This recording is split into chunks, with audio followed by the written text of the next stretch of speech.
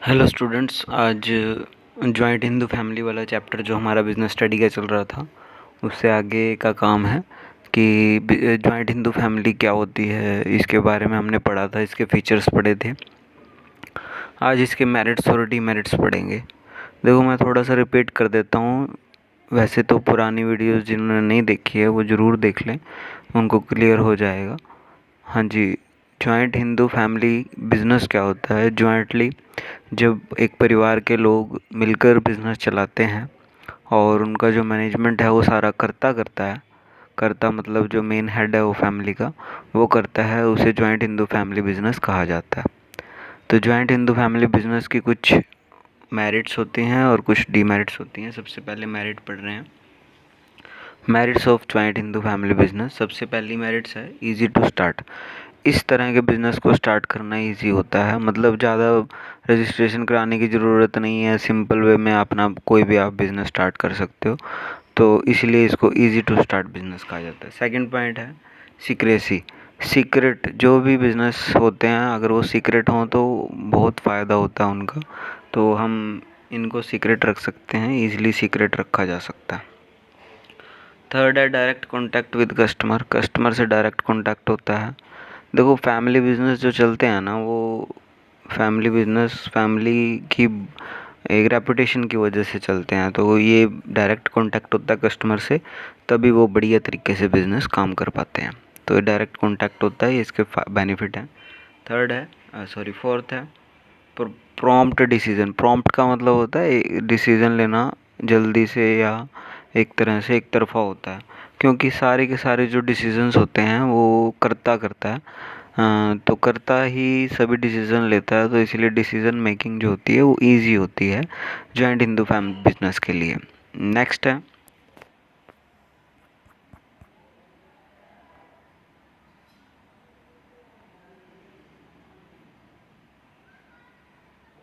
Direct relationship between efforts and consideration. देखो, जो भी काम करेगा वो अपनी एफर्ट्स लगा के, अपनी हार्ड वर्किंग लगा के काम करेगा। देखो, जो ज़्यादा मेहनत करेगा उसको उतना ही बेनिफिट मिलेगा। तो हार्ड वर्किंग और कंसिडरेशन का मतलब जो पैसा मिलता है उसको कहते हैं। तो जितना जो काम जिस हिसाब से करेगा उसको उतना पैसा मिलेगा। हर एक बिज़नेस में ऐसा ही होता है, तो जॉइंट हिंदू फैमिली बिज़नेस में भी यही सिस्टम होता है।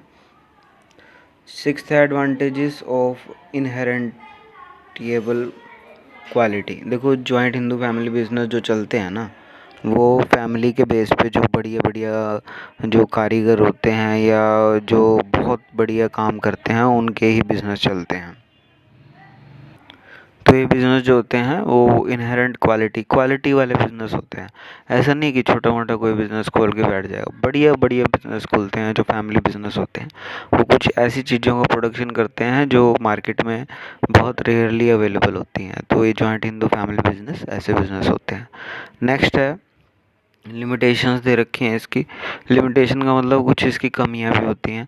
देखो, जब किसी की अच्छाइयाँ होती हैं तो उसकी कमियां भी होती हैं इस टाइप के बिज़नेस की। सबसे पहला है लिमिटेड रिसोर्सेज। जो इस टाइप के बिज़नेस होते हैं उनके पास जो पैसा होता है वो लिमिटेड होता है, क्योंकि मेंबर्स जो होते हैं वो थोड़े बहुत होते हैं या इतने लेवल के नहीं होते हैं, या फैमिली होती है वो उन्हीं का पैसा लगा होता है। इसको कंपेयर किया गया है कंपनी से। देखो, कंपनी में तो लाखों बंदे भी हो सकते हैं, हज़ारों बंदे भी हो सकते हैं, लेकिन जॉइंट हिंदू फैमिली में कुछ एक पर्सन होते हैं जो काम करते हैं। नेक्स्ट है लिमिटेड मैनेजर स्किल्स।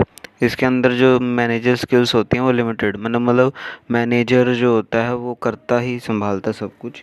देखो, एक ही पर्सन संभाल रहा है, ज़रूरी नहीं है कि वो सभी बहुत अच्छे से संभाल रहा हो, तो वो प्रॉब्लम हो सकती है।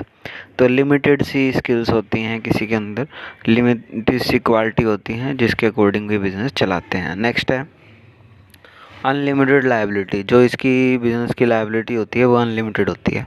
अनलिमिटेड लायबिलिटी होती है ओनली कर्ता की। मान लीजिए बिज़नेस को बहुत ज़्यादा लॉस हो रहा है, तो वो लॉस जो होता है वो कर्ता को भरना पड़ेगा सारा। नेक्स्ट है disadvantages from centralisation of power.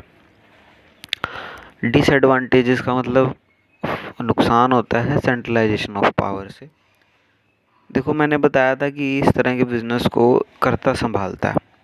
तो सेंट्रलाइजेशन मतलब एक के हाथ में सब कुछ पावर है, तो उसकी डिसएडवांटेजेस हो सकती है, क्योंकि कर्ता अपने फ़ायदे के लिए कुछ भी कर सकता है या अपनी तरह से काम करेगा, चाहे किसी का नुकसान क्यों ना हो रहा हो, किसी मेंबर का नुकसान क्यों ना हो रहा हो।